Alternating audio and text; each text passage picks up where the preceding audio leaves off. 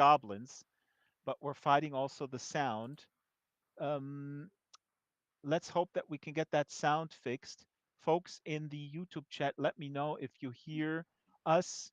Um, in the meantime, let me just riff here Oh, a I've little bit. lost your audio a bit, So Drax. I'm very Ian sorry. cannot I don't know if hear you can us. still hear me I'm just after gonna your very lovely show you a little introduction. bit here the goblins that are around. We have goblins. Goblins happen um, to appear out of nowhere in the book. They come out of the rot storm, and the book also has two quote unquote baddies who are essentially traumatized, and one of them was turned by this weird rot storm thing into a goblin. So we'll talk about this hopefully when we get the sound back. Ian, can you hear me? Ian, 1, 2, 3, 4, 5. Paging Ian Green. Okay, Ian cannot hear us. What a bummer. Can somebody in the team please message Ian to relog, and then we're going to go in and I'm going to just read a little excerpt from it. And please, someone message Ian to relog, and then his sound should be okay, and also relog from the Google Meet. Camera, please follow me into this little tavern that also doubles as a home. This is the home of the protagonists, Flore and Janosch.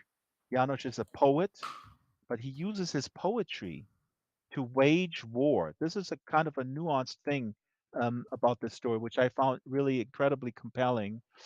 Um, now, okay, sound is on, very good. So let's hope that if when Ian relogs, we're good to go. Now, please, someone, again, I repeat, someone from the team, message Ian so that he relogs. I can't do that right now because I'm doing a million things and I'm also grabbing the book and I'm riffing. And I'm going to read a little excerpt from the book. This is Act One, Orbs of Light. And again, the compelling thing about this is, in my mind, one of them is that this is fantasy. We're in a world. You can actually see the maps behind me. The Undal Protectorate, just behind. Actually, let's look at this map here real quick. Look at this map. So we are in Hasselberry here in Second Life, and Hasselberry on this map. If the camera can zoom in on the map, it's in the forest here, the Hookstone Forest. Let me show you where we are. We're in Hasselberry. Hasselberry is next to Greenfields, and Greenfields is next to Largeford, and that's where we are.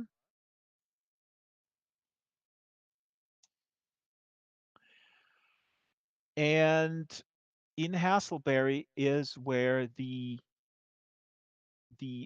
main protagonist Flora and Hello. oh, I hear Ian.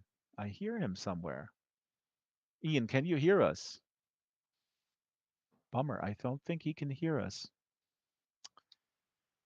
Ay, ay, ay. Okay, so please, folks, work with him while I'm riffing here and entertaining the YouTube audience because we got a lot of people watching. Thank you, team.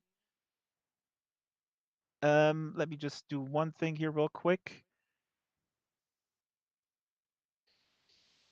Now, in this forest, this is was my point that I wanted to make. So you see this map here, and this is what really appealed to me with this book as well. This is such a well done map. We actually have a an image of Ian with the map. Let me bring this up. This is a slide that Shala prepared, and Ian actually made these maps in the physical realm. So, camera, please train yourself on the board.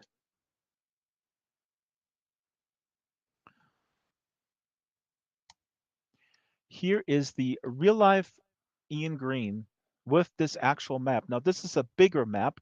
This is the map for book two, The Gauntlet and the Burning Blade. Fight the Storm. And the uniqueness Yeah, I about this can book, try, but uh, one part of it hey, is can you hear that me, Liz, at all? Ian, we can hear you. Can you hear us? Is the Yeah. question. Ian, we can hear you just fine. Okay, he cannot hear us. Okay, let me just riff a little bit more. Now, bear with me as we're fixing these technical problems, but the uniqueness of the book You comes in guys. when you Hello. look at the fantastical backdrop of this, the world that Ian has built, and now he throws in, and I don't want to give away too much. Actually, I hope that we get voice because um, he Hey guys. throws in Sorry. basically some sort of like almost sci-fi elements. So I'm not going to spoil anything, but there is some technology that the adversaries have available that are not your usual magical things that happen in a sci-fi book, and that makes this whole thing incredibly compelling. It's just one of them. Okay, so checking. Ian, can you hear us? Can you hear us? One, two, three. I can hear you guys. I have no Awesome. idea what just happened. Awesome. No, no, no. This just happens. It happens because the internet hates us. So I was riffing here um, It a sounded great. bit about the yeah. So let's jump right in here. Without spoiling anything, Ian. What can you tell us about? I was just praising the uniqueness of this book. Let's just sit down. In terms of being situated in this world, in this fantastic world that you have built, but there are some elements that the baddies, let's just call them that for now, have. They have access to some technology that you usually do not find in fantasy worlds. Yeah, absolutely. I mean, that was one of the main ideas, Did, to be did honest, for any writing the book. purist on Goodreads say, Ian, what are you doing here? I want my money back. Yeah, yeah, I had a few bad reviews from people saying, "Well, I thought this was a fantasy book, and I started reading, and then there's sci-fi stuff in there, and I just don't know what it is." So they hated it. Um, This is I love this so much, and the way you subtly bring it in, and you don't know where it's coming from, and they have access to this technology. It's I've read a few novels that attempt to mix and match, I guess, and in my mind they weren't successful, but you pull this off. Really, honestly, my hat is off because this is very, very difficult. And again, the purists, to potentially conjure the wrath of the purists, the fantasy purists. That is a risk. Yeah, and I mean, it's something I was very aware of going in, but you want to, I don't know, you kind of want to know who your audience is. I think. Well, I think publishers want to know that. They want to know, who can I give this book to? Who can I sell this They book want to? it very narrow. Um, Yeah. yeah, and so you can see the cover of the book is very fantasy. You look at that cover; it's lightning. There's the woman with the sword. It's the font they used is insanely fantasy. It's really really punching forward as much as it can to say like this is a fantasy book. But Mhm. actually, when you dive into it, there's a lot of I guess science fiction is maybe the wrong word. Science fantasy, something like that. Science fantasy. Yeah. Yeah. But from my end, that's one of that idea of that technological disconnect is was part of what inspired the whole thing. I was researching a totally different project about UFOs, and I found all these Ah. historical UFO sightings. So it's things like this sighting in Nuremberg in 1561 of lights in the sky, and you look at the wood cuttings that they're making in medieval Germany, and they're talking about seeing these strange lights flying over their towns and how they react to that. And so, at a very very basic level, I wanted to make this fantasy story, make this fantasy world, but I wanted to have that disconnect. What do you do if you're a medieval-ish level of Right. tech, Right. but your child is kidnapped by what is essentially a UFO? Ooh. How do you even begin to chase that? Ooh, How do Ian you spoiled even? his book. Oh my God. The spoil spell must take him out. No, no, no. I mean, this is I mean, actually that's brilliant. Yeah. No, go ahead. Orbs No, I was of just going to say light. that's pretty early doors. That's the kind of setup. The orbs of light. It's and in as much as what we would describe now as a a UFO. If you show to a medieval German peasant, it's an orb of light. If you show to Right. someone else, it's a kind of Old Testament style biblical angel where there's spinning lights and all kinds of crazy stuff.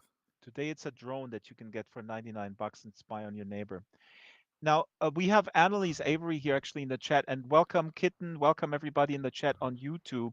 Now, Annalise Avery, also a writer who is going to come on the show pretty soon. She says, "I love maps and books," and I have here on my run sheet also that just opening this book and having such a detailed, wonderful map with really cool names, this is drawing me right in. So Ian, talk a little bit about your, obviously you have a love for maps. I mean, we have this picture of you right here with the big map on there, but what is the importance of maps when when you offer up like a big tale like this?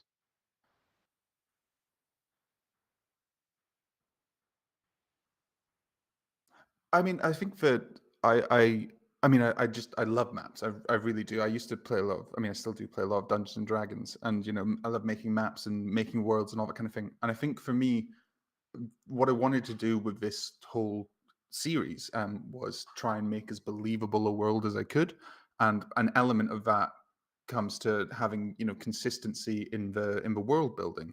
And there's a great I think it's a Tolkien quote which I'm going to get wrong, where he's talking about you need to draw the map first, because if you wait until the end, then you're never going to draw the map, because Hmm. if you don't have a map, then you're just going to make everything fit the way you want it to fit. Whereas if you have a map and it's like, well, no, they can't just be here. They need to ride horses for a week um, through the swamp or whatever. Right. So actually, one of the first things I did when I was doodling, I still have the notebooks for this book. I had kind of 2 pages of very, very rough notes and vague ideas. And then I sat down and drew a little pencil map and kind of started to sketch it in. And this book, I didn't really write it expecting it to get published. So it's full of the very first part. It's full of lots of kind of jokes about, I'm from Scotland and my wife's from Yorkshire. So a lot of the names began around that purely because I was putting them in as kind of like jokes for myself. And Hmm. then that made me think about, well, actually, okay, so what is this world where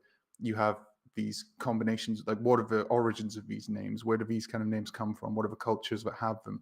And you see that shift through the different areas. And that's, and you can see the way the naming conventions work. The names make sense to me inside the kind of linguistics that I'm using. So there's a city to the north which is Aberhouse. Well, Aber means over or between, depending on who you ask, in kind of Right. Scots. So an ouse is water. So it's and in my mind, I've got this huge world building document where I'm like, oh well, that's this mountain city which is built over a huge reservoir and so on. And so the names are linked to the places, which I think hopefully adds an element. Even when it's not obvious that they're linked to the places, they're always linked to maybe the history of the place or the place as it was a while before, and that's meant to just add an extra layer of believability. It, the names are totally cool. Hasselberry, Plumpton Rocks, and then Overton. That's where they invented the Overton window. Well, that's an inside joke. Ixander, and the Watchful Brothers down here, and just reading those. The Antian Redoubt is up here in the north, and without knowing who the Antians is, I mean later we learn who they are, and the Ouroboros Wood. It just becomes so incredibly compelling. Now, I was going to ask you about so there's all these different classes of people, the white staffs, the judges, and also these different races of people, these different ethnicities, if you will. And we have, if the camera could pan into the audience, we were just attempting to um, to create some of them, kind of, I guess, because the beauty of reading a book is that the things or the characters and the worlds you conjure up in your mind, they are, they're different from everybody else. So I'm not saying like, I'm reading your mind. For example, there's a little dog with glasses, tiny little weird mole type dog with glasses here on the floor here in front of us. let's see, what is his name? Oh, his name is SL Book Club AI. So I'm not saying that this is actually the furry Pholtos third skin in Yeah. your book, right? not Uh, not not exactly what I was that's not what you envisioned, picturing. right? And behind him are blue-skinned and purple-skinned people. One is actually Hyacinth, which is misspelled, or Hissen. His name's Not actually quite. I Hyacinth. mean, but I think that's great. I love this idea. You know. Ashbringer, we got Ashbringer. They're very modern in their clothing. Um, Ashbringer is an Ouroboros in the book, and Hyacinth is a Toloch, right? Do I pronounce this correct? He's saying, oops, I think I lost Ian again. I mean, I'd always go for all of this with that. The pronunciation that you use is about right.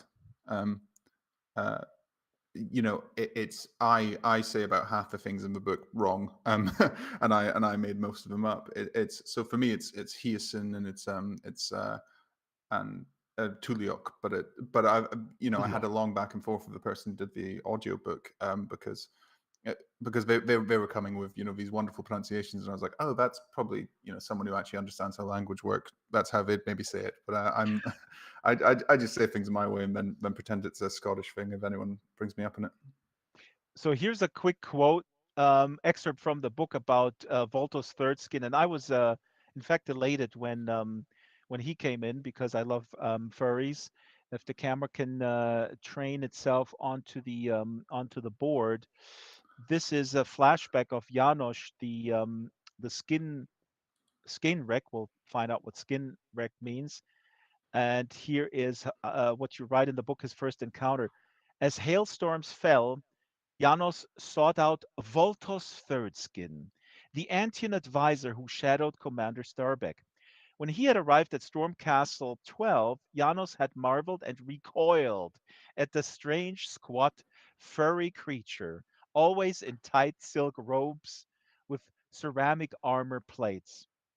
Now, Ian, you have been in Second Life before. Is that why you added a furry into this narrative? No, slightly different uh, approach. But I wanted, with the God, I almost said with the fairies, with the Antian and the Tuliok and the Orobor. I wanted to populate this world with a few different sapient races, sentient races. Right. Um, and I mean, I think it's always an interesting thing for me in fantasy fiction, the way that those different societies are treated, because a lot of the time it's sort of taken as it's just they're treated as if they're just humans who live down the road. But this idea that actually there's probably quite an alien mindset Yep. um, when you dig into it. Someone who's raised with a different set of senses to you, a different entire cultural societal outlook on life. They're gonna have a very different take on things. So I wanted to try and so Ashbringer is um, properly weird, Mhm. and they're not just people who live down the street, but they're quite different, hopefully. Well, there's also a lot of stereotypes about them by the dominant Mm. humanoid people. One of the characters actually thinks that the Ouroboros are basically kind of cannibals, or they eat humans and stuff like Yeah, that. So yeah. this is in the subtext all throughout the book, and I want to get to this actually also because again, it's not black and white. It's dark, it's nuanced, and there is there's hate, there's mob hatred. They the Toliok is almost going to be lynched in one scene because there's wartime, and here's somebody who looks a little different. His skin has a different color. Hello, hint, hint. And they want to kill him and blame the destruction of the town on him just because he looks different. So you have all that stuff in there all throughout. Is that a mainstay in fantasy? I mean, I'm not a fantasy expert.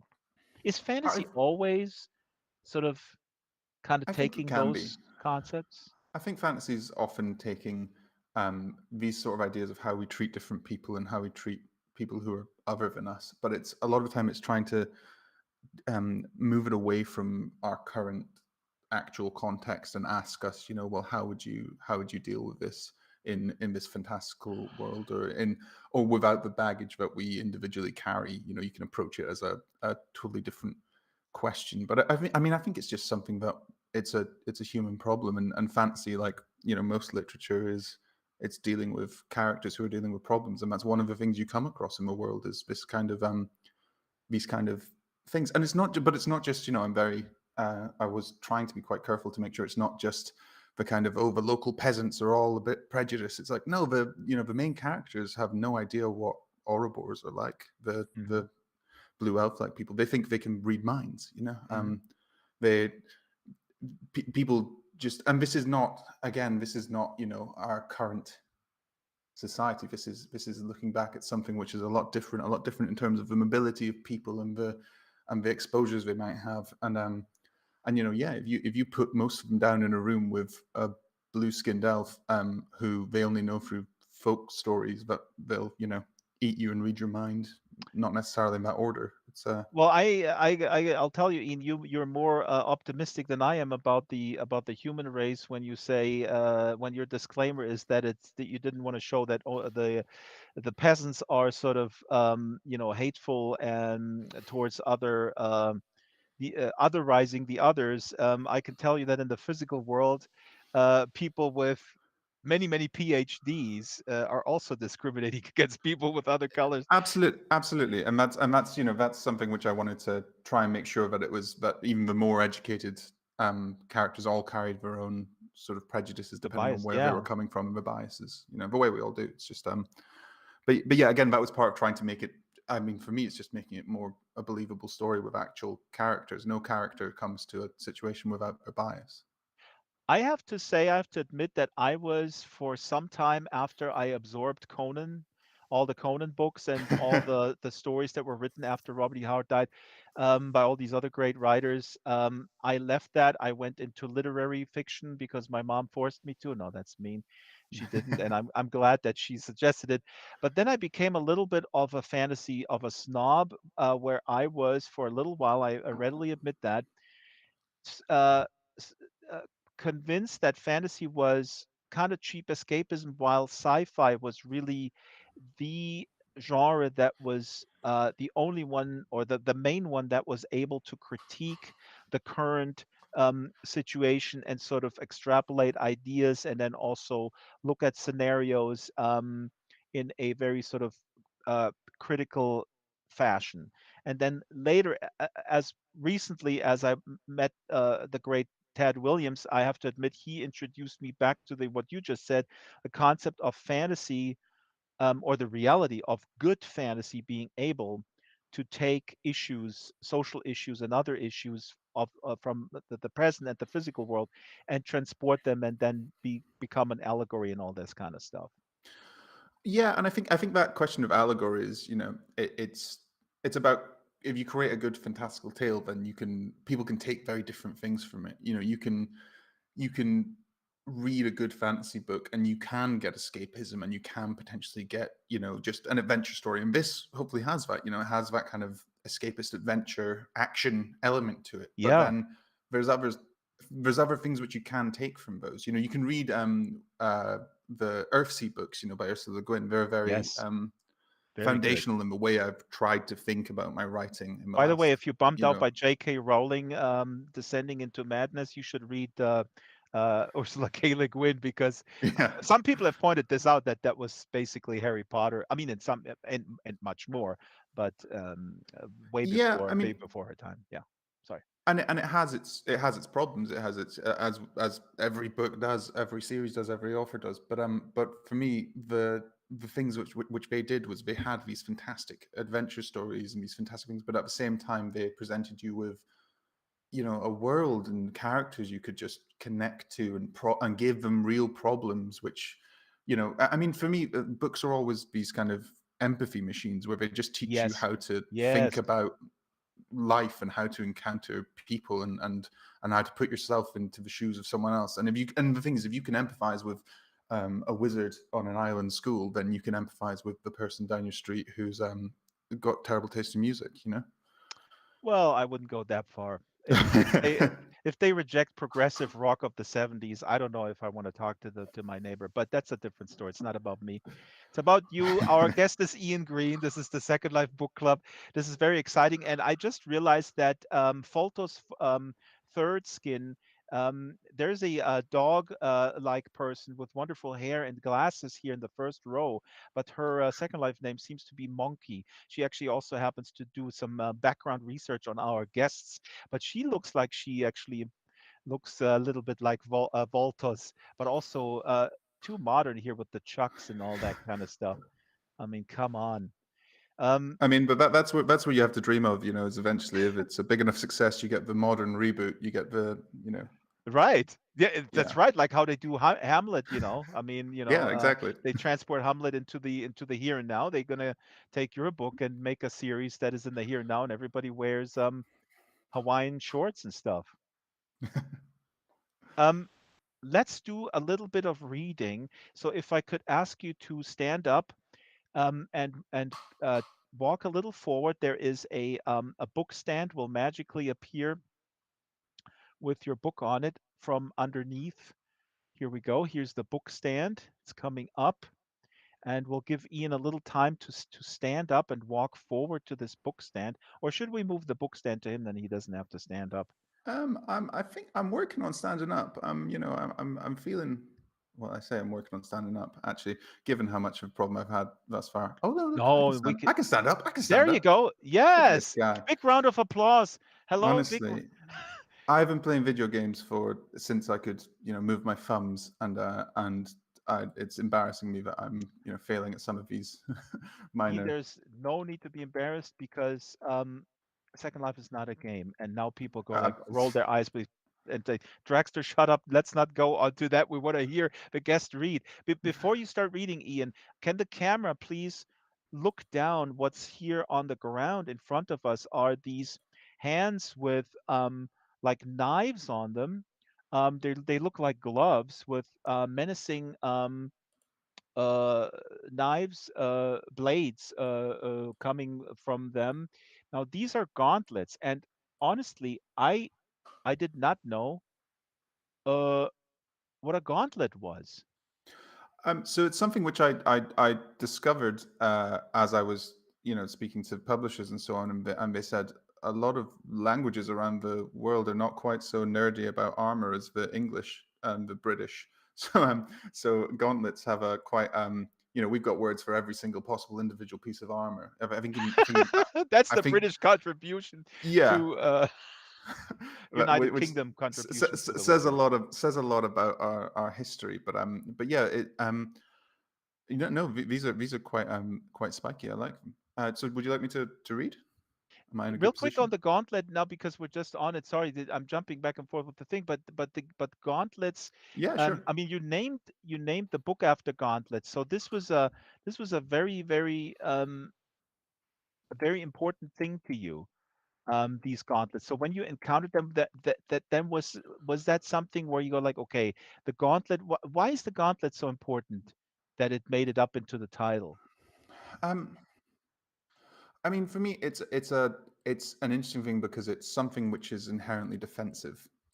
It's something which is it's Ah, armor, and so, but it has this dual purpose actually within the story because whilst it's armor, if someone smacks you in the face and they're wearing a gauntlet, it hurts a hell of a lot more than if they're not. It's and gauntlets have this rich history in symbology. The gauntlet is a gauntlet could be a series of trials, or a gauntlet can be you slap someone in the face to start a duel. Or I can ah, it's there's a lot of potential symbolism there. But for me, the book was all about there's the gauntlet and the fist beneath. You can read that title in a lot of different ways. It can be about you have the the army and the people. You have the armor and the person underneath that armor. right, right. How those things are different, and how those things would react differently in different circumstances. Also, And the in a lot of system ways, versus the a gauntlet is individual. nothing without the person who is wielding it. So, uh, yeah, man. Well, I So, study so, so, sociology so for there's a lot 3 months, of so potential there everything is I put to have everything in some the in fun, and that I context. just loved Oops, the kind sorry. of symbology of it. Sorry, I was talking No, over no, you. please. We have such a big delay. See, this is very interesting. This is where the whole gauntlet thing comes from. It symbolizes a lot of different types of relationships. Fantastic. And it's ambiguous, as you're saying about the other stuff, and with a lot of the book, but it's ambiguous. It's and it's also very very clearly a fantasy book when you read that title. Now you are going to read from the beginning, from the prologue, and it starts pretty much full on action. There's not a lot we need to set up. I already mentioned Flora and the husband Janos. I always say Janos. They are here in combat. Um, Anything else we need to know? Husband and wife team here. No, I mean it's a bit of a cold open. I think I originally Hmm. had a very different beginning, which is still in the book, but later on. But I realized that you wanna start off as you mean to continue. So a sword fight in a lightning storm seemed about right. Okay, here we go. This is Ian Green reading from The This Gauntlet is and the Fist Beneath. Thank you. This is the prologue, an excerpt from a prologue. This is In the Shadow of the God Wolf. Flori and Janos crouched in the shadow of the dead god and watched the demons. The whipping winds of the rot storm pulled at their armor and tunics. The mists burned at their eyes and soaked the scarves around their mouths. Above, the bones of the god wolf Lothal loomed, black ribs thicker than tree trunks curving out of the ground. A skull the size of a barn, half buried in the peat. The ground was wet, stumps and hillocks of dark earth cut through by rivulets of ferrous water, all of it entwined and enmeshed by carnivorous rot vine. The rot vine creepers probed and sought sinuously for life they could feed on. Sporadic lightning cutting through the roiling cloud cast light over the skeleton and the mire below. Flore pressed her gauntleted hand down onto a rot vine creeper that was snaking through the back of Yanis's leg, and it crunched and squished between her armored fingers. The remnant of the vine hastily withdrew into darkness as she wiped the residue onto some limp grass and glanced upward again. The bones drew her eye, again and again, and she remembered children's tales of a great wolf at the head of an army, bearing chains and woe. I didn't think it was real, Janice said, his voice struggling against the wind. Not truly. Flore pushed his shoulder and raised a hand to her mouth, hidden as it was by her scarf. Janice nodded and fell silent, and they continued to watch the demons. There were three of them, lanky men or women whose legs and arms had too many joints, taller than the tallest human by a head at least, robed in black and hooded against the burning wind. High above them the rot storm surged, clouds of jet black infused with streaks of gleaming purple lightning that cast a pulsing glow over the rolling landscape. It was enough light that Florrie could see her prey silhouetted against the night beyond. Crow men, once human, corrupted by the deep rot storm to monsters with arcane power and horrifying appetites. Aberrations in the skein. The three-hooded demons were floating 4 foot from the ground, circling around a chunk of amethyst crystal, hovering between them that gleamed with black and violet light. On the ground past them, perhaps a dozen squat goblins with rough grey skin and black orb eyes were arguing in a guttural tongue, fighting over scraps of what might have been meat, with stone knives and wooden spears in their hands, chittering and growling in turn. They had no sentries. Most of the goblins were pawing over the meat, but a few were arguing over scraps of metal they'd salvaged from a skeletal soldier nearby, hissing past row after row of serrated teeth as they tugged dull bronze back and forth between them. The ground under Lothal's bones was scattered with dead soldiers, 3 centuries old, most gone to dust, but some preserved by the water, the peat, or some aura emanating from the dark architecture of the dead god. Florrie wasn't sure which. Past the demons and the goblins, a rot troll twice the size of a bullock snored as it slept, half submerged in a deeper stream of rust-red water, grey pebbled skin cast over an immensity of muscle and bone. Past that again, a single human sentry with a guttering torch, her body bundled against the acid mist as she gazed into the night. Behind the sentry were maybe 20 or so more rust folk, hunkered into crude animal skin tents. Florrie took all of this in and breathed out through her nose, rolled her shoulders. 20 rust folk, a dozen goblins, a rot troll, 3 crowmen. The rest of her squad would even then be snaking their way through swamp and hell, led by Benazir, heading back towards the safety of the storm castle. Mission abandoned. Florrie rested her hand on Benazir's silver dagger, tucked in her belt, and bit her lip. All she could rely on was the mage, that he was truly as powerful as he believed. She pointed at Janos and then the rock troll, the rust folk beyond, and pointed at herself and the crow men hovering around the amethyst and the goblins. Janos took one gauntleted hand and grabbed her by the shoulder and leaned in close to her ear. Keep the crow men away from me, and the rest I can handle.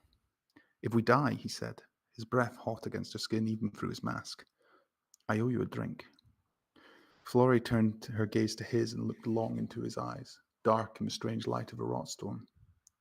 But overhead, thunder rolled and rain began in earnest. She pulled her scarf down and turned her face upward. A scarf wouldn't do any good against the downpour, and the rain might even wash some of the residue of the acrid mists from her skin. She felt the rain's icy tendrils cover her in moments, through cropped short curls of ashen hair to her scalp, through the stained red cotton of her tunic to her armor, down to her core. The rain beat down, and the furthest of Lofel's ribs was already lost to sight. She turned back to Janos and licked her lips. The rain tasted like copper. How about we kill everyone, she said, feeling her mouth twitching with the shadow of a smile, feeling the thrill of it all, filling her every nerve, her heart a war drum in her chest. And then we do some jokes. She didn't wait for a reply. Rising smoothly to her feet and taking a few halting steps in the mire before breaking into a loping jog, even as Janos, behind her, started to laugh and pulled off his own scarf. He has a good laugh, she thought, deep and honest. Another roll of thunder above as she headed down the final hillock towards the demons, crowmen, and her leather boots splashed through the bog and peat, dragging vines from her belt. As from her belt, she pulled Benazir's dagger. She was only 20 yards away when there was a shout from a goblin, and the crowmen stopped circling the amethyst shard and turned outward, still floating eerily above the ground. The dagger spun fast, the heavy blade coated in silver and etched in runes, the handle of a worn antler with a weighted core of lead lending weight to the blow. A flash of intricate fractal lightning split across the sky, purple and red light pouring over the scene as the dagger sank into the chest of the first demon, and it flew back and crumpled to the wet floor of the swamp below. Florrie stopped running and unsheathed her sword, even as the rune in the dagger caught on flesh and started to burn, and the demon on the ground wailed as it turned into a pyre, orange and red tongues of flame casting light over the goblins and the rot troll. The rot troll grunted something, rolling as it tried to pull itself to its feet, and the goblins chittered and shrieked. The other two crewmen circled closer around the amethyst, wailing or screaming orders. She couldn't tell. Flexing her knuckles, she raised her sword to her shoulder, throwing herself forward even as the goblins raced to meet her. She didn't look at the rust folk, the 20 seasoned warriors who would surely kill them both if Janos lost his nerve. There was a cacophonous crack, and the world went white for a moment as lightning shot not from the sky, but from the hands of Janos. The bolt of pure white had no branches, no tendrils seeking outward for a path of least resistance. It was a spear of white light and heat, passing over the heads of the charging goblins and into the chest of a rock troll that had just reared up to its full height. A feral grin pulled at Florrie's mouth, and as the goblins wailed and clawed at their eyes, she remembered their positions and took 3 more steps, and with 2 hands swung her heavy grey blade in sweeping arcs, planting her feet strong, feeling the resistance as goblin after goblin was cleft or thrown aside. And that's Ian Green reading from The Gauntlet and The Fist Beneath. Wonderful reading. Big round of applause. Um, Ian, now Thank you. this is this full action here. Said husband and wife. I think they were not married at the time because she realizes, well, this guy has some skills and he's not afraid of battle, so I'm going to take him. Um, they're battling the rut storm, the rut trolls. In the first row here, we have a guy that was looking at you. Maybe the camera can train on him. He looks a little bit like, I don't know, like an eagle or some sort of gigantic chicken in black robe, and his name is Varatim. He came out of, I know, this is not how you intended. No, I Uh, love it. this is in my imagination. So the way what you wrote on paper, he looks like a normal human being, even sort of a nice guy, but he is brutal, and he is from the other side, and he is behind the abduction of little Marta, and we will learn later that he basically was traumatized in war because he saw his parents killed. And Janosch, the one of the heroes here is his nemesis because he's not a benevolent poet. We'll talk about poetry later, but anyway, talk a little bit about the who is the good and the bad guy in conflict I This is mean, something about what I really love about this book. It very much lies um, in the eye of the beholder here. yeah, I mean, I think there's in a lot of ways, I did cheat a little bit because in as much as you can think about the situation that Varitim's coming from, he is also kidnapping children, and that's quite a good shorthand for who's the bad guy, not necessarily who who's just whose actions might you sympathize with and you understand why they're doing what they're doing. But everyone's the hero of their own story. Very few people go about their day cackling like a villain, at least at the beginning. But this, Hmm. for this, I mean, the whole concept I kind of set myself a challenge for at the beginning was, how do you write a sympathetic junta? And the Storm Guard, the Undul Protectorate, it's a junta, it's a militocracy, Hmm. it's a state run by the military, and they're able to do that because they have this constant external threat. They have the Rot Storm, which is this divine punishment on their former oppressors.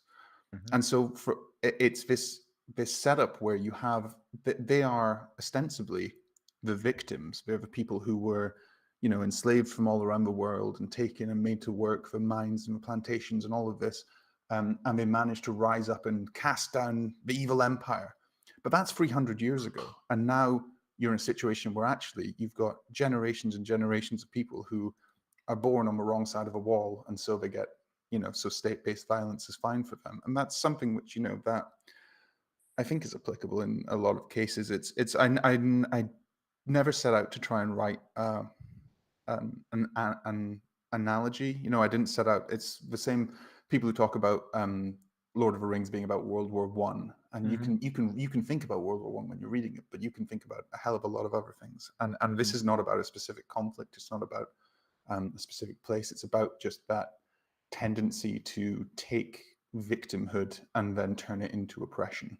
And that's something which you see at a personal level, at a state-based level. It's there are the kind of cycles of abuse which are known at a kind of personal level, and it's taking that and looking at it societally and saying, well, you have these people who are acting, and I don't think I've never had anyone say to me that they didn't understand what Flore was doing Hmm. in this book, what her motivation was. She was trying to rescue her child, Hmm. but a lot of people, more than I thought, said, oh man, that Varitan guy, he did have some points though. He had some points. The way he went about it, not so sure, but he's not wrong. Ian, I am so. This is really a wonderful answer, and the I couldn't agree more with you. And the way you put it is really just brilliant. You're touching on this sort of myth that can last for centuries, that legitimizes state violence towards another people. And lo and behold, this is a complete coincidence. I'm going to throw up a slide here. Currently, I'm reading an amazing nonfiction book by a war reporter by the name of Chris Hedges, who also used to work for the New York Times. He was in Bosnia, he was in El Salvador, he was in the major conflicts, and he has written a book after 9/11 called War is a Force That Gives Us Meaning. It's an incredible book. And when I read your book, I was like, you know what? You must have either, I mean, this is so expressed in a narrative form, in a fantastic word, what Chris Hedges here describes in a nonfiction sort of quasi biographical book. I'm going to read a little excerpt here from War is a Force That Gives Us Meaning, if the camera can go on it. Here, Chris Hedges writes, I learned early on that war forms its own culture. The rush of battle is a potent and often lethal addiction, for war is a drug, one I ingested for many years. It is peddled by myth makers, historians, war correspondents, filmmakers, novelists, and the state, all of whom endow it with qualities it often does possess: excitement, exoticism, power, chances to rise above our small stations in life, and a bizarre and fantastic universe that has a grotesque and dark beauty. It dominates culture, it distorts memory, corrupts language, and infects everything around it, even humor, which becomes preoccupied with the grim perversities of smut and death. war exposes the capacity for evil that lurks not far below the surface within all of us. And this is why, for many, war is so hard to discuss once it's over. And here in your book, it's a perpetual conflict that then kind of legitimizes this violence. This is interesting that folks side with Flory and find Varatim so easily despicable. I don't find him that hard to dismiss because they're all victims of this war. And the one that suffers the most, I mean, the children suffer, but also Janosch, the poet, um, also suffers, right? I mean, he does this I one mean, campaign and then he kind of stops. No, well, yeah. I mean, he has a kind of he has a long run of being of growing in power, and you know, Janos, as you saw in that first excerpt, he's a powerful guy. He's one of the people who can touch the kind of the skein, the pattern underneath everything else. It's the magic system in real this quick, world. what is this guy? If you can sort of quickly give us a Um, thing. So this is something that is an invisible sort of realm that can give you telekinetic powers in a way. it's it's It's essentially complicated. I mean, essentially, it's the kind of connection of everything. I mean, the way I picture it is more the universal forces that bind everything together. You know, you've got magnetism and the weak electric force and the very weak force and gravity and all of these things. All of these things are connection.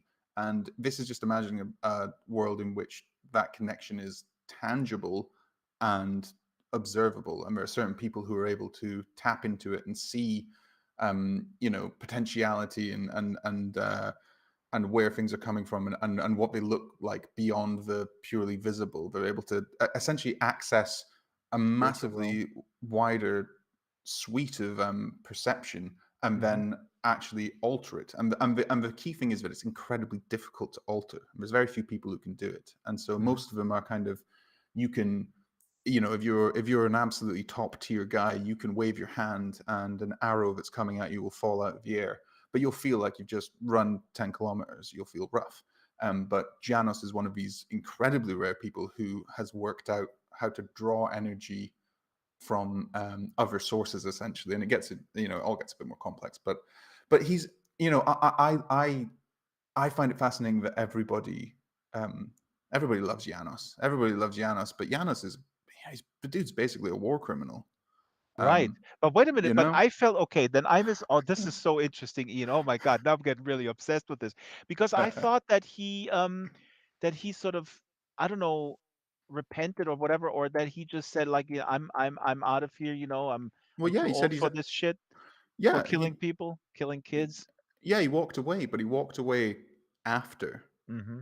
Mm-hmm. And I think that's an interesting thing that even though he walked away after he'd done all his horrible stuff, and he could have gone on to do more horrible stuff, true, but he seems to get a lot of plaudits from the audience. But and also, again, but he is, I love the guy. He's and you put him in the situation he's in with the history he has, and you say these are the bad guys, Mm-hmm. and he does the work and then has to deal with it. So and I don't think it's as simple as him being a bad guy. He's a very tortured man throughout the book. And that for me was a lot of fun to write because it's someone where you can go chapter by chapter from really being behind him and really rooting for him and his family to just thinking, well, hold on, why am I supporting this person? Why am I, Right. you know, It and absolutely it does yeah, question your own sort of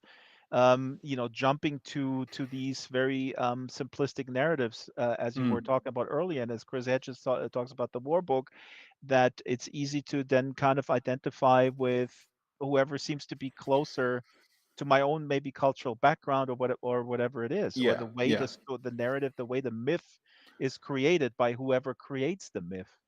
yeah. But then there's also the question of that potential for redemption, or how do you come back from acts like those? Are you just written off as a person? And you can draw that to a smaller extent. Everyone does bad things. Everyone doesn't always act as their best self might. And it's thinking about where those lines of redemption are and how one can move forward from that kind of stuff. Now, but Janos is also a good father, Ian. Let me read this little Yeah, man, I excerpt here. know. I brought up an excerpt here on the overhead projector. Here is an excerpt with Marta, the little Marta, her daughter, their daughter. Marta was a babe in arms. Marta was crawling. Marta sat with colored blocks or carved toys. Marta smiled and gurgled or used her words. Janos was a constant presence at the kitchen table, writing his poems, or by the fire reading the poems of others, always reading aloud. A poem written down is an egg, he had told Marta, but a poem read out loud is a fabulous chicken. Marta loved that. Time for chicken, she would say, and Janos would sit her on his knee and read her a poem from a book or invent one on the spot, iterations of themes recurring. Now, this is brilliant because he is also a poet. Now, what's the connection here? I think you make it. I mean, this must have been then intentional also to combine this with poetry, this sort of craft of warfare, right? And that poetry, which is ostensibly something that is warm and kind, um, and or at least can be bringing us closer to understanding who we are as human beings, together with the quote unquote art of killing people.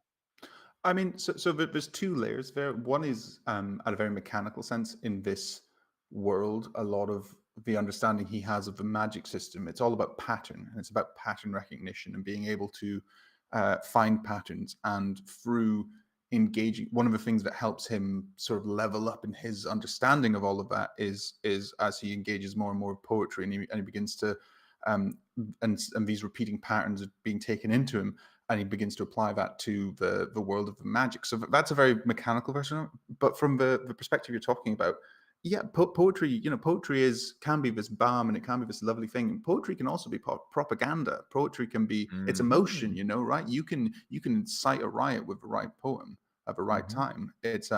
So it's about but for him, the poetry he's writing is a lot about using art to process his, I guess, trauma and his kind of yeah, his the issues that he has from the things he's done in his past. He wasn't writing poetry while he was a mage in the storm guard, fighting across the wall. He was reading a lot, but Hmm. then when he leaves, he begins to write. And I think so. There's a few elements. Again, none of it is meant to be one directional. There's a few elements there, but it's just That's why it's a good book, Ian. I mean, it opens up the discussion and it works on you. It works on trying to contextualize this what's happening in the physical world, right now and in the history of our our human race here. This, yeah. Go ahead. But also, if you look at the so some of the poets I was reading when I was writing this, but Yevtushenko is one of them, who I think was a Russian poet who was living under the kind of USSR essentially, and I might have my dates wrong against that, but essentially you have poets who are living under quite severe regimes, and poetry, through its embracing not necessarily of political narrative but just internal emotional narrative, can be revolutionary in a way, because it allows you to feel things which the state might not want you to feel. It allows you to Mm. it's still engage with the world, even though the ways you can engage with the world might be limited. um yeah. Yep. Very well said. Now, speaking, oh, there's a lot of random questions here from Shyla. Shyla Yeah. loves to ask random questions. I love them too. Which do you enjoy most, being read publicly by others or reading yourself? People are commenting you have a great reading voice, and but also I noticed on your website there's a lot of people in this event. I don't know where it was, but you have videos there of other people, actors, reading your work. So which one is better? I mean, for me, I do enjoy reading my work to people, but I get incredibly nervous, and so that's always a little bit of stress for me. Those videos on my website, a lot of those are from an event in which runs in London, New York, and Hong Kong, called Liars League, which Hmm. is a really fantastic concept where every month they have a theme of stories, and you submit your shorts. Aspiring writers submit their short stories around the theme, and then aspiring actors and voice actors come and perform the stories. And so it gives an occasion for people who writing to get the writing out there, but also people who want something more on their show reel, someone who wants, so it gives multiple people a chance. And when you have people like that who are really good performers actually reading, it makes, the kind of reading I can do where it's a bit dry and, um, it's a different beast entirely. So, I do enjoy reading though. It's just a bit nerve wracking. Your reading is absolutely fantastic. Don't call it dry. If it's dry, then it's well, then dry is good. Speaking of Thank you. reading, we actually have another reading. And speaking of Varatim and his brother um, Rasach, I hope I pronounced that correctly. Rasach. I'm trying to fake a Scottish accent. I'm failing. uh, yeah. So this is a reading. This is from further into the book. I'm just going to do a short reading from one of the interludes. The main narrative of the book is. Oh, I need to stand up again. Sorry, I forgot. Um, No Let me problem. The just. book stand is coming closer to you. This is the backstory of Varatim and Rasak's I don't know, where they basically got their PTSD from. Stand up. I'm I'm pretty close to that book stand, I'd say. Okay. I mean, yeah, it's a bit about showing the whole um the breadth of experience. That it's not just the kind of rural idyll of the Undul Protectorate, but there's these different lives being lived. Excuse me. Oh, we need to contextualize. You mean where they lived? Yes, yes. So So this is so that the enemy, the so-called enemy from the perspective of the main protagonists, these are the enemies, and like you said earlier, the myth, the national myth is that these guys are, they're just horrible, and we don't let them live. There is well, I no, there's mean, yeah. they're it's an interesting line because essentially it's saying these guys are the descendants of the people who oppressed us. We want Hmm. nothing to do with them, and it's not an aggressive war in a way. It's not saying we're going to come and wipe you all out. It's just saying you can never come into our land. But the problem there is that Hmm. their land is now covered in a nightmarish storm of endless lightning and acid rain. It's not a Hmm. nice place to live, and also there's it's literally full of monsters. So there's a very valid reason to want to leave there. But It's the like only an open direction, air prison. I know places like yeah, that in the physical realm. I'm not going to say. People can come to their own conclusions. yes, yeah. So that yes. So this is just giving the context of what it's like. What a good day there is like, or what starts as a good day. Hmm. So this is the Rust Child. Rust folk live there, actually live there, inside the storm, but outside the Ferran ruins. It beggars belief. Less than 2 dozen homes, they seem to be farming the bite kelp. We found the place when looking for a crow man who attacked one of Eleven's patrols. He was hiding in one of our barns. Towns burned, fields assaulted, locals scattered. That's from a report on Hopvasser by Sergeant Boone from Stormcastle 12. Russock and Varitim ran back laughing before the bite kelp could tangle them. The air was acrid and thick, clouds of fume and spores hanging languidly. When the winds came, and they always came, those clouds would dance and spiral and come together, but on this rare day the wind was still in Hopwassermeyer. The bite kelp grew up from the mire of brown water and peat. The fronds reached and probed puckered purple flowers, sniffing at the air and whipping out at passing insects, rodents, birds. They struck fast, thick thorns biting hard and drawing their prey back below the water to whatever lay beneath. The boys ran, close and back, a game of daring. Rustic would always shy first, dropping his stick to mark his bravery. Barrington would run past and drop his own stick, always a step beyond his brother.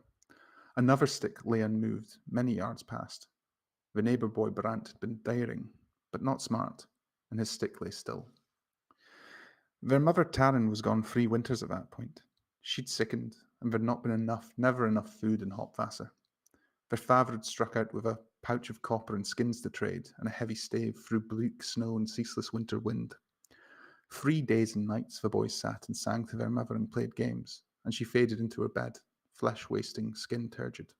On the fourth day, Taryn clothed blood. It was not to be a quiet end.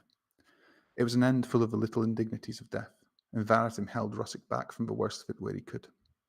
None of the others in their hamlet came to aid.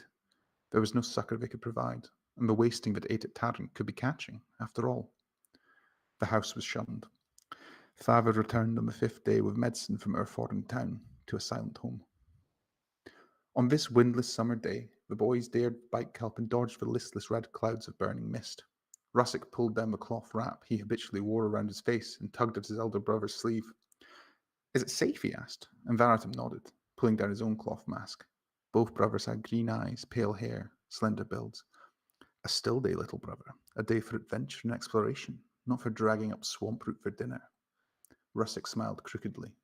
His teeth were misshapen and he had a pigeon chest, sallow skin. He looked so like their mother. Varatin found himself checking his brother for signs of the wasting, the blight plague. Could we go to the river? Russet asked, and didn't look at Varatim as he did, instead picking up a rough stone and tossing it in his slender gloved hands. He knew they were not meant to go to the river. What about the goblins, Russ? Varatim said. He raised his arms and contorted his face into a snarl. What about the rot trolls and the crowmen from Urforin? What about the swamp snakes and the cloud wolves and old Ferrin and his orb? He leaned in close and whispered conspiratorially. What if the storm knights come and burn us all, little Russ? Varatim laughed, and Russet scowled and stepped back. He threw his stone towards a clump of bite kelp. They were standing on a path just past the centre of Hopvasser, a thin dirt wend that raised across the stinking peat. Stands of bite kelp and bulrushes rose from the fetid water, and occasional sickly trees stood as lonely sentinels on harder patches of ground. The sky above was an old bruise of purple and green, hints of dark orange sun cutting and beamed through the ever-present blight cloud hanging over them. From the water, through the rushes, the occasional mote of blight would roll like mist. The boys stepped casually aside as one small blight mote emerged through a clump of bulrushes and rolled past them at chest height. Russet turned to his brother. It's a still day. It hasn't been a still day since midwinter, and summer is almost past. He didn't need to say any more. Varatim led the way, stopping to break two bulrushes. He ripped the heads and roots from them and passed the light hollow stem remaining to his brother. The rushes weighed almost nothing, but each boy held it as if it was a mighty blade. The boys were both armed, with cudgels tucked into rope belts, heavy handles of wood with nails hammered into the end in case a goblin needed scaring. But reed swords were like a knight's weapon. They made it to the river an hour later, not a goblin in sight. The wind still wasn't blowing, and the absence put both boys into a riotous mood. They hummed as they walked, and then they sang, regardless of the endless warnings of drawing attention from the beasts that roamed the Hopvasser swamps. The river water was brown where it pressed close to the swamp banks, but further out it cleared. It was a wide river, and the boys knew it only as the river. It was the only river they'd ever seen. Varatim led his brother wide around a patch of rough brambles and briars to a lone willow that stood leaning far out over the water. The willow was curved sharply, growing almost horizontally, cowed by the usual gales from the west. The boys climbed the tree and watched the river pass by below, the long fronds of the willow dipping over them, a pocket of shade and cool. Papa said we might ought to move to Urforin, Russet said at last, to be safe. Varatim snorted. Safe from what? Nights are just a story, I reckon. They still have blight in Urforin, and crow men on every corner. You ain't been, Russ. I went with Pa once before Ma. 4 summers back I went. Walls and towers and smoke and noise, Ross. It's not like Hopvasser. You can't catch a frog. Not in all Urforin. Russet frowned. Varatim knew Russet greatly enjoyed catching frogs. They went on to discuss frog catching techniques at length, pausing only as a white-scaled crocodile lazily breached the waters of a river a stone's throw away, and then rolled back under. They heard the scream as they headed back through the mire towards Hopvasser, and they exchanged wide-eyed stares before they pulled their small cudgels from their belts and crept low towards their home. The scream had been loud and high, and cut short. The boys approached the houses from the west, walking the game trails past old Simeon's kelp patches. Varatim led, and when the centre of the hamlet came into view, he stumbled back and pulled Russet into a bed of rushes. Knights, he hissed, and felt Russet start to shake. There was a voice now, deep and low, saying words he could not quite catch. Peering forward through the rushes, the boys saw old Simeon, the Peleg brothers, the Torrens holding their daughter close, and their father. On the ground before them was a woman coated in blood, but Varatim couldn't see her face. Russet started to moan, and Varatim gripped his brother's shoulder tight to quiet him down. All of the villagers were kneeling in front of a man dressed in black, with a red cloth tabard emblazoned with a golden lightning bolt. There were rings of chainmail gleaming from folds of black clothing, and he wore heavy metal gauntlets, one of which held a sword bigger than any blade Varitan had seen, even in her foreign. It looked sharp and wet with some sort of oil, and Varitan felt his lungs burning. He'd stopped breathing. The man was sneering, his crooked nose and pale skin twisting as he spoke to the kneeling villagers in a tongue Varitan could barely hear and could understand none of. Ian Green reading here from The Gauntlet and the Fist Beneath. Big round of applause. Great reading. So this is Veritim here and Rassich in, as you pointed out earlier, in a land that is environmentally ruined and full of toxins. They grow up there as little kids, and they are the recipients of yeah, of the other side of state violence. And a perpetual conflict, and then something more happens, and then of course these kids, or at least one of them, turns into surprise surprise, into someone who seeks revenge, and then the cycle repeats itself. Ian, do you know how to break that cycle? Oh And God. if you answer that Um, question, then you can come back to the program. yeah, I mean, actually, I mean, honestly, that's it. A lot of this is me asking questions of myself. You know, Yeah. it's exploring these questions by telling these stories, and I don't know. But there's, I mean, this is the first book of a series, and it's kind of three books, and I hope at the end of it, I'm currently the second book is finished with the kind of printers, and I'm just in the process of finishing up the third book, and I think where I'm at is something of a resolution, but it's, I mean, it's messy and it's not. That's how the world is. And I Yeah. think, I mean, to me personally as a reader, and this is kind of the message that I want to hammer home here on the Second Life Book Club, is that reading is most to me anyways, the most pleasure I derive from reading that can be challenging, like you said earlier, something that challenges my own conviction, my own biases, and keeps that thing working in my head. I don't want, I mean, these things are conflicts that have been with us since I don't know, since we stopped being hunter gatherers and we wanted something that somebody else had, I guess mostly land. Um, I I put up I just want to inform people we're gonna run right against the clock at the bottom of the hour, so people can put questions if they have into the chat in on YouTube, or here in the local chat in Second Life, and I will look at it and pick it up. Um, Now, this is a quote here that our research team, Monkey and Chila, pulled from an interview that you gave. This is about world building, and you say the kind of wilderness and the outdoors are so beautiful around here. History is ever present where my grandma used to live. On top of it, there's an Iron Age fort, incredibly old. A couple of fields along there is a Pictish standing stone, a couple of thousands of years old. Years old. There's this weight of history, which I guess is something I was really trying to capture. So I guess this is about Scotland and not about Algeria, because you live in Algeria now. Yes. So I mean, the same thing applies absolutely to Algeria.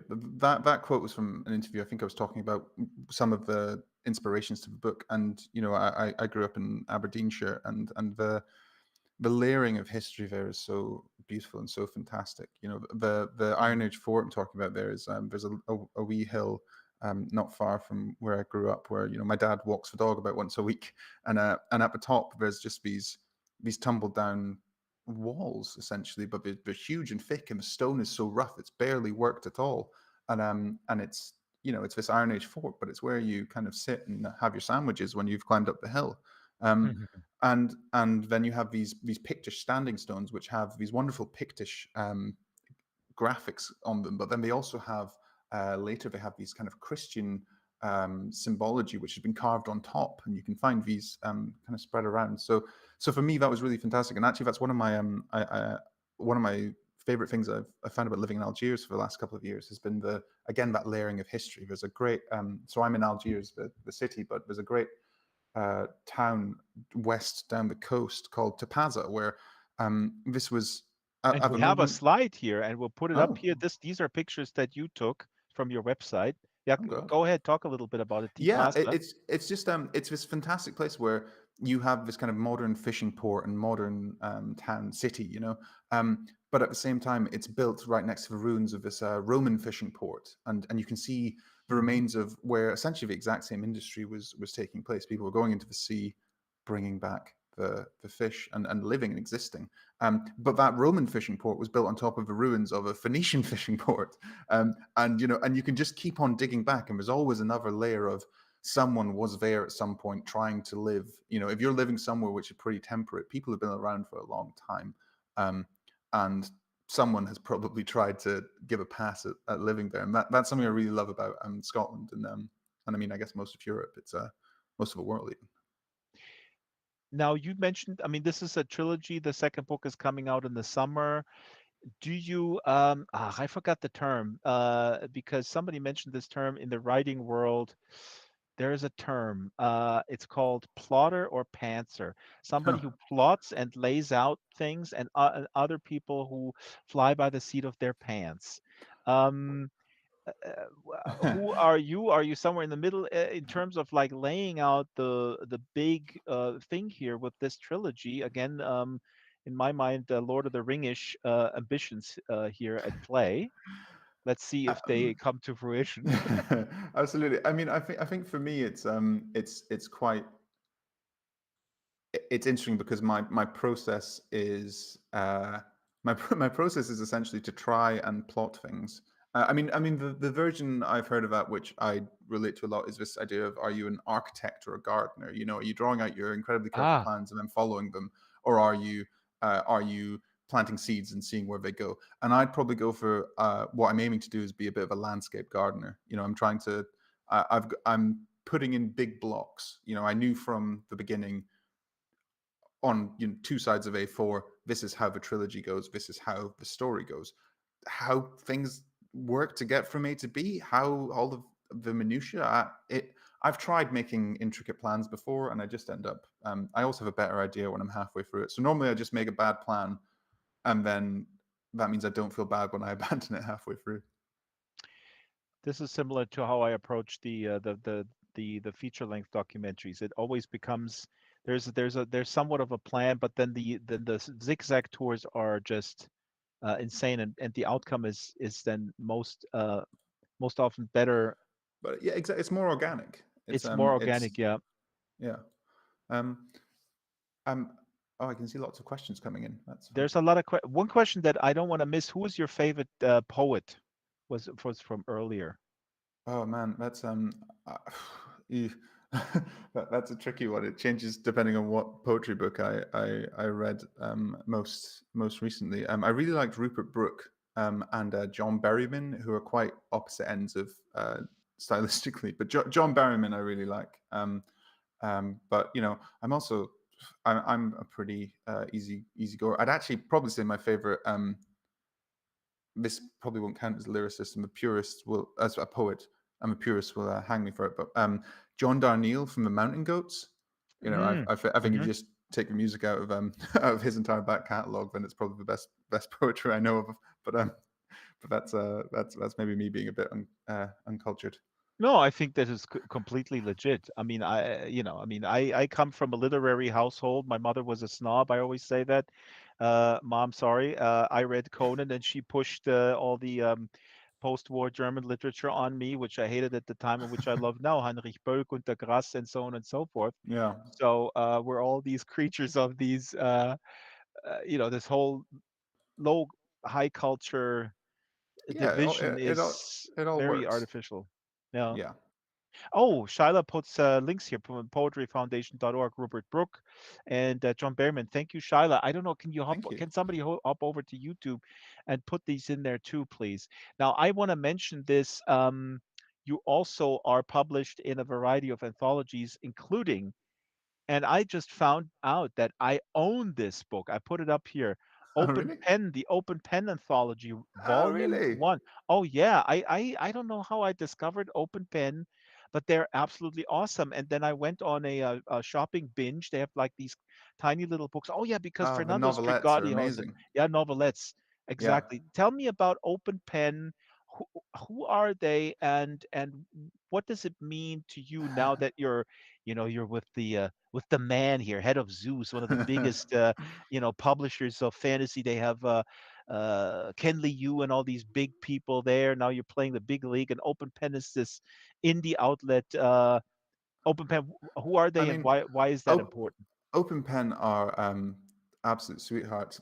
Essentially, it's this little wonderful indie literature mag which has been running in London for about a decade at this point. I think it's a quarterly magazine which gets published about twice a year. And I got into them. I when they were a few years in, but they actually published the very first thing of mine which was ever published was a story in Open Pen, because their whole credo was that anyone should be. It doesn't matter if you have an agent. It doesn't matter if you're you know cool. It doesn't matter if you know somebody. Send us an email if we like it. We'll read it. And I actually still read for them whenever they have a new issue going out. I'm one of their readers who goes Does it through all matter the if you're submissions. talented? Does it matter if you're crap?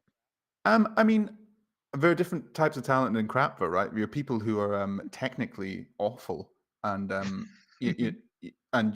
craft is not well defined, but they have a great voice or they have a great story to tell, and you can Mhm. always edit most of that stuff or leave it as it is. And they're just I love them. I love that they're always doing something different. So Sean Preston, who is the kind of founding editor, who now mainly overlooks the anthologies and the novelettes. He's been a massive supporter of mine over the years, and he's been a massive supporter of just that whole scene in the UK of just having somewhere where no one's making any money off of this thing. No one is no one's expecting to. It's just people want when you're young and you haven't got anything anywhere. It's such a great feeling to have Yeah. someone who doesn't know you read something and say, I'm into that. And the novelette series is fantastic. We've got some amazing writers in there. As you said, Fernando Strigoti. We've got Will Ashen, who did an amazing Wu Tang book last year, which is one of the best pieces of music journalism I've ever read. And he did a great book for them. They've got it's a lovely series worth sticking out, worth checking out. I put up a collage here. Actually, this is straight from their website, I believe, like the Open Pen magazines. So yeah, folks, go out, seek that out, and support those guys. Openpen.co.uk. I find it incredibly important to keep things, colorful and as a reader, I'm just sort of dipping my toes into this publishing world, and I'm learning the same things that I should have known from coming from the music industry. That the consolidation of the big players is not, frankly, resulting in more diversity of of of stuff out there, right? I mean, Yeah, it's yeah. it's it's crazy that we live in a world where we could have this incredible plethora of diversity, and it's just the consolidation is at hyper speed going on. You Hmm. didn't have any pressure to with head of Zeus. I don't want to dump on them at all, but it fascinates me if there is any type of pressure for a debut author to um to adhere to things like if there are editing suggestions that you feel had to do with being more streamlined or commercial or again adhering to certain genre conventions or anything like that? Oh God, no, no. They've been absolutely wonderful about that kind of thing. And it's something which you kind of have worry as a little worry in the back of your mind. You're going to be asked to change things or Right. but realistically, I think they liked it. The initial editor who picked it up, Holly. I think she just really liked the concept, and all of the kind of edits I got from them were about how to make the story better, how to make make the big moments hit harder and that kind of stuff. They're always asking for more. Actually, if anything, so this is a mild spoiler, not a huge spoiler. There's a lot of kid death in this book, um, and I sent it in and I was like, well, they're going to ask me to tone that down a bit. They're going to Right. get me to rein all that back. And my editor was, yeah. We could do with a little bit more of this actually. And a few times I was kind of doing what I thought was a tasteful cut to end scene, and there's an implication of kid death, and they were like, no, let's let's really see this and see how it impacts the other characters, and let's get to know that kid a bit earlier in the book so that it's a bit more like all they were doing was trying to make it more impactful Hmm. and more and to tell the story I wanted to tell and to get the messages across and the kind of feeling across as best as possible. They've been no, they haven't asked me to do anything anything like that at all. They've been very supportive. To kind of make it more palatable. I know I think that's fantastic because the tone, this is again, I said this in the beginning, this is one of the aspects I think for me that this book and again the trilogy, hopefully you'll I mean I'm convinced that you will you'll keep this up, but the whole tone is a dark tone, and it's a realistic tone, and it's the world, the complex messy world we live in with no clear lines that are so neatly dividable between good guys and bad guys. All this kind of stuff that George W. Bush loved to dream about, even when he Yeah. was awake, frankly. Um, Now we're okay. Oh shit, we have 5 minutes left, and I said the S word. That's terrible. I apologize. I actually swore at a Google employee this morning on the phone, but that's a different story. If you sign up with my Patreon, then I'll tell you that story. No, I don't have a Patreon. Ian, we just briefly mentioned also audiophile is a thing that we unearthed. Well, it's on your website, but that was a story, and that was on BBC Four. But there's also a movie, so you're dabbling in these different genres. Here's a little excerpt from audiophile. Tim was in love. He did not know what she looked like. Their flats shared a wall, but had different street access. He did not even know what house number was hers. He would not snoop in the street. That would not be proper. The distance of their proximity was maddening, but he could not bring himself to intrude on her life. To further this in any way, he would have to behave in a way he felt was improper. This is Ian Green from Audiophile. I don't know if this is about a stalker or whatever, but there's a really compelling trailer on your website. So what about audio and Yeah. movies? I mean, it's so audiophile. I hate movies, but The go ahead. lad. Oh, well, I mean, I think you might be a little bit too close right now to Well, be no, the thing, I objective. mean, I say this in jest, but honestly, like because I work in an audiovisual medium, basically as a day job, if you will, I don't watch anything. I could not survive if I had this sort of it would not, it would be out of balance.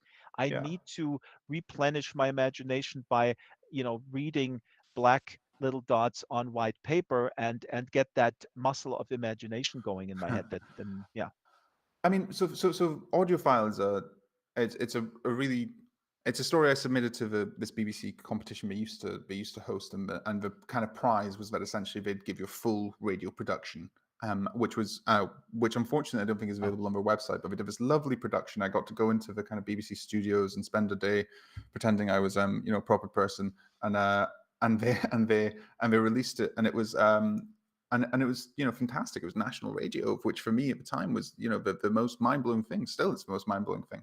yep, But then I got approached by this lovely film student, Emmanuel Biasiel, who was studying at Oxford Brookes, and he's a film student. He said, "Look, someone linked him to this archive of stories, and he wanted to adapt it." And so actually, that film was his kind of thesis for the end of his course, I think, and him and his mates pulled it all together, and the amount of work they had to put into it, to make a 15-minute film mm, is astonishing. They did a lovely job with it, and I'm really I couldn't be happier with what they pulled out. They're actually I over the pandemic, he sent me a message and said, him and his mates were a bit bored, and did I have any other short stories they could adapt? So I fired them over another one, and they're working on it at the moment, just pulling it together. But and they're just doing it for the sheer love of it. From my end, I love mucking around in audio. I have no technical skills whatsoever, and I'm very aware of that jumping into any other medium is essentially having to learn an entire new craft. So I like to work with people who already know what they're doing in those elements. this is awesome. We have the link here actually to the film in the chat here. Let me put it over to YouTube. Oh, fantastic! Yeah. Yeah, this is really awesome. I gotta wrap it up. We're out of time. Ian, this is absolutely fantastic. Thank you so much for coming. The next book is out in the summer, right? What is it Yeah, called again? The Gauntlet and the Burning Blade, and it is out on August 5th. Gauntlet and the Burning Blade. And then the last And one is going to be called The Gauntlet as a Metaphor. I'm just spitballing here, just brainstorming. well, thank you so much for having me. This has been an absolute pleasure. Absolutely wonderful to have you. And thank you to our audience here in Second Life and also on YouTube. Big thanks to Kitten and the members of the YouTube channel. Please like the video, subscribe, and if you want to support this programming, consider joining. This is a volunteer driven effort. We have sponsors in the sense that we get Second Life stuff for free. Linden Lab, of course, gives us these islands, but we do depend on you. We have a tip jar here in the window. There's actually a window here with this stone dude sitting in there. And he's also the tip jar, and that stuff, that those little Linden dollars and Linden cents, they go straight to um, to our wonderful staff. Please do offer Ian friendship if you're so inclined, and Ian, please do um, decline friendship if you are because you're not obligated. This is a free world. Uh, you mentioned earlier that you're a gamer, but Second Life is not a game, and that's coming up on the weekend stream. Draxtor talks for 3 hours why Second Life is not a game. If you're into that kind of content, please tune in. I'm just joking. The Second Life Book Club is back every Wednesday at 12 o'clock. We had a little bit of a break with the free for all, but we have guests lined up until the end of the year with a little summer break where we're going to decide what to read. There's a bunch of different suggestions floating around. You can send me a direct message or an email or whatever, slbookclub at draxter.com, if you want to suggest a book that we want to read together over the summer. Um, the Second Life Book Club is produced. Let me see. Throw up slide number 2. The book club is produced by Isabel Sharon, I believe, Charlotte the Super Gecko, and myself. The location manager and master builder is Ruby Geek. She built all this here. The avatars are made by Ruby and Bespoke Caravan. Mud, big shout out to Mud. I think he's still sleeping. Research is by Shyla the Super Gecko and Monkey. Welcome on board here. Monkey is it's her first program. The sponsorship: Bad Unicorn, Bespoke, Blueberry, Headhunters Island, Creatures, Crescendo, Landscapes Unlimited, Linden Lab, Nomad, Rag VR, Salt and Pepper, Slink, Skin Stealer Syndrome, The Black Forest, and What Next? Again, very important. There's a tip jar here in the corner. I know you guys have at least 3 Linden dollars somewhere in your pockets. Just put them in there. Uh, they're used for a good cause. Find the links to the calendar, Discord, and Flickr on the sandwich boards that are scattered around the archipelago here. To recommend authors, share ideas, and critique, contact us via slbookclub@draxter.com. Now, I had members here from Malaysia and from Poland shower me with names from their cultural realms, and that is just awesome. Now, I have book reading anxiety disorder uh, because I don't. Time is running out and so many books to read. But please do recommend me stuff, independent stuff, stuff that is from a cultural realm that is not mine, right? So I want to read outside the canon. Next week we have who do we have next week? I believe we have Kara Hoffman and Nick Mamatas. They're very different writer, both very accomplished writers. They have one thing in common: they founded the Anarchist Review of Books in the beginning of the pandemic. So uh, we'll hear about um, we'll hear about sensible anarchism, I guess, next week, right here on the Second Life Book Club. Goodbye, everybody.